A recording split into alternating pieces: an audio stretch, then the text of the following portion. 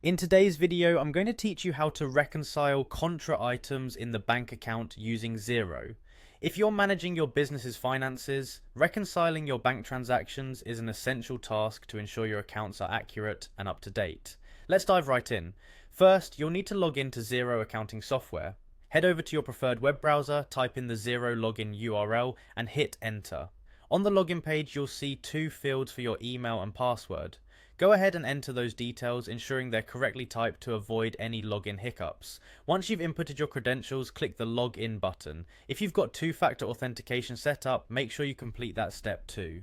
Now that you're logged in, you'll find yourself on the dashboard. This is your central hub for navigating Xero's tools and features. From the dashboard, locate the Reconcile Items link and click on it. This takes you to the bank reconciliation area, where you can view transactions that need reconciling.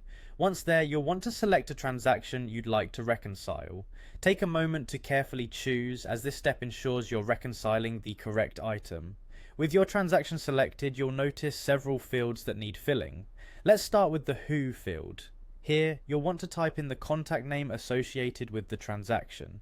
This helps Xero associate the transaction with the correct entity or person. Next is the What field.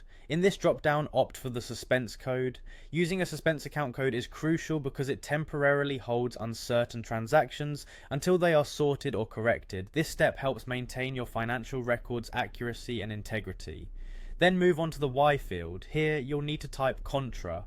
By entering this, you're indicating that this transaction offsets another and is part of a set of reciprocal transactions. Transactions marked as contra help balance accounts when you're dealing with different bank accounts or when a payment is being set aside for later action.